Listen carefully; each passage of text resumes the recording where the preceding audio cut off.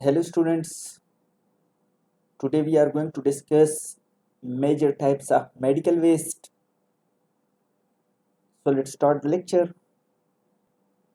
There are several types of medical waste and the first one is general solid waste. About 85% of waste generated at medical facilities is no different from general household और office waste. तो तकरीबन 85% जो है ये जो medical waste है ये consider होता है एज जनरल हाउस होल्ड और ऑफिस वेस्ट, जिसमें आप लोग देख सकते हैं कि इसमें हमारे पास सिंपल जो पेपर है, प्लास्टिक या for example even packaging material है, फूड प्रिपरेशंस, ये जो वेस्ट है तो ये इसमें इंक्लूडेड होता है। और जो वेस्ट प्रोफेशनल्स हैं वो जनरली इसको म्यूनिसिपल सॉलिड वेस्ट भी कहते हैं। अब जो जनरल सॉलिड वेस्ट है इसके डिस्पोजल मेथड्स को अगर हम देखें तो 4 मेन मेथड्स इसमें यूज़ करते हैं डिस्पोजल के, जिसमें फर्स्ट वन जो है वो लैंड फिलिंग या बुरियल भी उसको कहते हैं, जिसमें हम क्या करते हैं कि इसको वेस्ट को हम जो है वो इसकी लैंड फिलिंग करते हैं या इसकी जो है इसकी बुरियल करते हैं, इसको दफनाते हैं।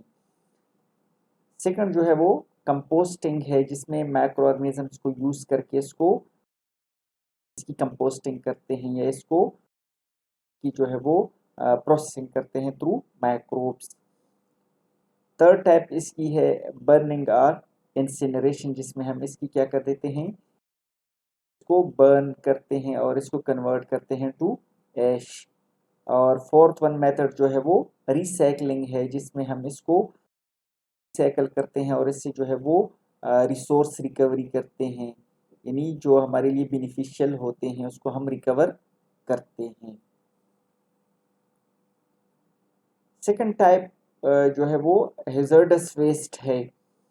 अब जो हेजर्डस वेस्ट है इसमें जो है हमारे पास इन्फेक्शियस वेस्ट इस कैटेगरी में आता है, लेकिन ये जो इन्फेक्शियस वेस्ट है इसमें हमारे पास शार्प्स या waste from patient with highly infectious disease ये नहीं होते, एक्सेप्ट होते, मींस कि इसमें ये इंक्लूडेड नहीं होते। शार्प या दूसरे waste material from patient with high infectious disease ये इसमें इंक्लूडेड नहीं होती। फर्दर इसमें हमारे पास जो है स्मॉल क्वांटिटीज़ ऑफ केमिकल्स ये भी इंक्लूड होते हैं, हैवी मेटल्स, डिसइंफेक्टेंट्स या फॉर एग्जाम्पल जो फार्मास्यूटिकल्स होते हैं ये इसमें आते हैं, ये हेजर्डस वेस्ट में आते हैं। ये even non recyclable pressurised containers, जिस तरह आप लोग इसमें देख सकते हैं कि स्प्रे कैन हैं या फॉर एग्जाम्पल दूसरी चीज़ें हैं जिसमें क्या होते हैं, क्रिएट प्रेशर इनसाइड, जिसमें इनसाइड प्रेशर क्रिएट होता है, तो ये भी जो है हेजर्डस वेस्ट की कैटेगरी में हमारे पास आते हैं। थर्ड कैटेगरी हमारे पास हाईली हेजर्डस वेस्ट है। अब जो हाईली हेजर्डस वेस्ट है इसमें हमारे पास शार्प्स आते हैं। अब शार्प्स में आप लोग देख सकते हैं इधर कि इसमें हमारे पास नीडल्स होते हैं, सरेंजेस होती हैं, लेंसेट्स, इन्फ्यूज़न सेट्स या इवन कैथेटर्स वगैरह इसमें हमारे पास आते हैं। ये सारे जो हैं वो शार्प कैटेगरीज हैं। शार्प मीन्स के इससे जो है हमारे पास प्रिक्स वगैरह इसमें लग सकते हैं हमें ना, यानी कट्स वगैरह इससे लग सकते हैं, तो ये शार्प्स की कैटेगरीज में आते हैं। और इसके अलावा highly infectious non sharp waste भी इस कैटेगरी में हमारे पास आते हैं, जो इन्फेक्शियस होते हैं या हेजर्डस होते हैं। इसके अलावा जो थर्ड कैटेगरी है उसमें लार्ज क्वांटिटीज़ ऑफ एक्सपायर्ड और अनवांटेड हेजर्डस केमिकल्स, जो हेजर्डस केमिकल्स हैं या इवन रेडियो एक्टिव वेस्ट हैं, जिस तरह आप लोग इस इमेज में देख सकते हैं डिफरेंट हेजर्डस केमिकल्स हैं, ये इवन इसमें एक्सपायर्ड केमिकल्स भी आते हैं या इवन रेडियो एक्टिव वेस्ट जो है इसमें आते हैं। इसमें फर्दर जो कैटेगरीज इंक्लूडेड होती हैं उसमें जीनोटॉक्सिक वेस्ट भी हाईली हैजर्डस वेस्ट में आते हैं। अब जो जीनोटॉक्सिक वेस्ट हैं इसमें ये क्या करते हैं कि अफेक्टिंग जेनेटिक कंपोजिशन, यानी हमारे ये जो डीएनए है उसको भी इफ़ेक्ट करते हैं। अप टू मल्टीपल जनरेशन तक ये हमारे जो है जीनोम को इफ़ेक्ट कर सकते हैं। इसमें इमेज में आप लोग देख सकते हैं ये जीनोटॉक्सिक वेस्ट होते हैं। और इसके अलावा टेराटोजेनिक वेस्ट भी होते हैं। अब टेराटोजेनिक वेस्ट जो है आप लोग इस इमेज में देख लें कि ये क्या कर सकते हैं कि अगर कोई फीटस या एम्ब्रियो इसको एक्सपोज होता है तो ये इसको इफेक्ट करते हैं, तो इस बेस पे इसको हम टेराटोजेनिक वेस्ट कहते हैं। तो ये भी हाईली हैजर्डस वेस्ट की कैटेगरी में आते हैं। फोर्थ वन कैटेगरी जो है इन्फेक्शियस वेस्ट है। अब जो इन्फेक्शियस वेस्ट है ये जनरेट होता है बेसिकली जो बायोमेडिकल या हेल्थ केयर वेस्ट है, या इवन क्लिनिकली असिस्ट वेस्ट है जिसको मेडिकल प्रैक्टिशनर्स जो हैं इसको असिस्ट करते हैं। अब इसमें डिस्कार्डेड मटेरियल या इक्विपमेंट होते हैं जो कंटेमिनेटेड होते हैं with blood and it's derivatives, यानी ब्लड या इसके डेरिवेटिव्स से ये कंटेमिनेटेड होते हैं, या इवन बॉडी फ्लूइड्स या एक्सक्रीटा वगैरह जो होता है इससे भी कंटेमिनेटेड होते हैं। और ये आते हैं हमारे पास क्लिनिकली कन्फर्म्ड इन्फेक्टेड पेशेंट्स से, यानी जो हमारे पास क्लिनिकली कन्फर्म्ड इन्फेक्टेड पेशेंट्स होते हैं उनके बॉडी फ्लूइड्स, एक्सक्रीटा या ब्लड जो हैं ये अगर जिस मटेरियल पे भी ये लग जाए या इक्विपमेंट पे लग जाए तो वो जो हैं इन्फेक्शियस वेस्ट में हमारे पास आते हैं। फर्दर इसमें जो कारकेसेस हैं या डेड बॉडीज ऑफ एनिमल हैं या लेटर है, मींस कि उनका जो फोसला वगैरह होता है या फीसेस वगैरह होती हैं, एनिमल फीसेस जो एनिमल टेस्ट लेबॉर्ट्रीज से जनरेट होती हैं, तो ये भी इन्फेक्शियस वेस्ट की कैटेगरी में आते हैं। अब इसकी एग्जांपल अगर हम इन्फेक्शियस वेस्ट की देखें तो blood from patients contaminated with HIV, यानी HIV पेशेंट का ब्लड जो है ये इन्फेक्शियस वेस्ट में आता है हमारे पास।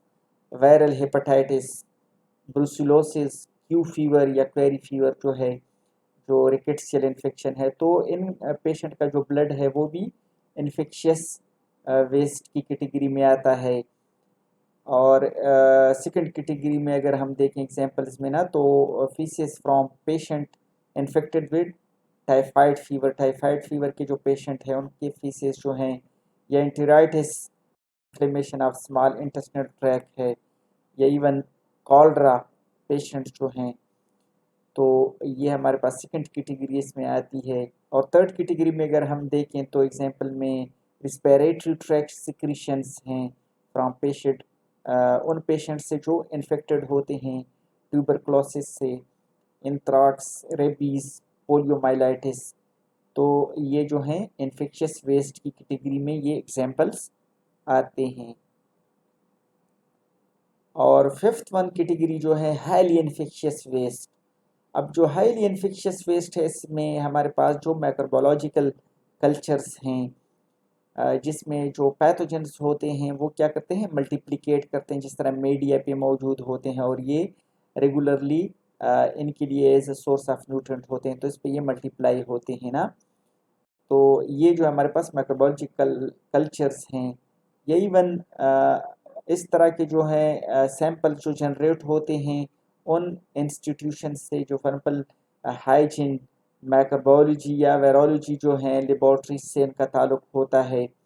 ये इवन मेडिकल लेबॉर्ट्रीज जो हैं जहाँ पे मेडिकल प्रैक्टिसेस होती हैं या सिमिलर इंस्टीट्यूट जो हैं वो इनको क्या करते हैं, इन सैंपल्स को या इन स्पेसिमेंट्स को जनरेट करती हैं या इन वेस्ट को जनरेट करती हैं। ये इवन लेबॉर्ट्री वेस्ट है जिसमें कल्चर, ये इवन स्टॉक्स जो उधर मौजूद होते हैं जिसमें for example viable biological agents जो है वो आर्टिफिशियली कल्टिवेटेड होती हैं, तो सिग्निफिकेंट एलिवेटेड नंबर्स इनके इधर मौजूद होता है, तो ये आते हैं हाईली इन्फेक्शियस वेस्ट कैटेगरी में कि अगर हम इसको एक्सपोज होते हैं तो ये हमारे लिए हाईली इन्फेक्शियस होते हैं। 6th कैटेगरी हमारे पास रेडियोएक्टिव हेल्थ केयर वेस्ट है।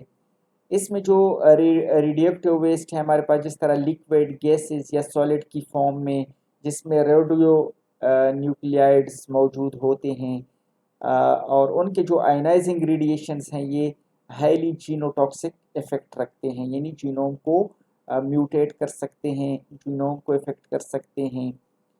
अब ये जो आयनाइजिंग रेडिएशंस हैं ये इसमें इंक्लूडेड होती हैं एक्स रेज, गामा रेज, और इसके साथ साथ जो अल्फ़ा और बीटा पार्टिकल्स हैं जो खुसूसन कैंसर ट्रीटमेंट में यूज़ होते हैं, और इस तरह एक्स रेज या गामा रेज जो हैं ये स्क्रीनिंग पर्पसेस हैं या डायग्नोस्टिक पर्पसेस हैं उसमें यूज़ होते हैं। तो अगर हम इसको एक्सपोज होते हैं तो ये भी हमारे लिए हेजर्डस होते हैं। तो ये कैटेगरी में आते हैं, रेडियोएक्टिव हेल्थ केयर वेस्ट की कैटेगरी में आते हैं। और the type of radioactive material used in health care facilities result in low level radioactive waste. तो ये लो लेवल रेडियोएक्टिव वेस्ट की कैटेगरी में आते हैं। और it concern mainly therapeutic and imaging investigations activities, यानी ये थेरेप्यूटिक पर्पसेस में भी यूज़ होते हैं और इमेजिंग इन्वेस्टिगेशन, जिस तरह डायग्नोसिस वगैरह होते हैं, एमआरआई या सीटी स्कैन, तो इसकी कैटेगरी में। अब इधर जो यूज़ होते हैं हमारे पास खुसूसन जो रेडियो न्यूक्लियाई है उसमें हमारे पास कोबाल्ट 60 है, आयोडीन 131 है, इरेडियम 192, ये most commonly used radioactive nuclei होते हैं। तो ये जो हैं ये भी हमारे लिए हेजर्डस होते हैं। Okay, thank you so much, see you, अल्लाह हाफिज़।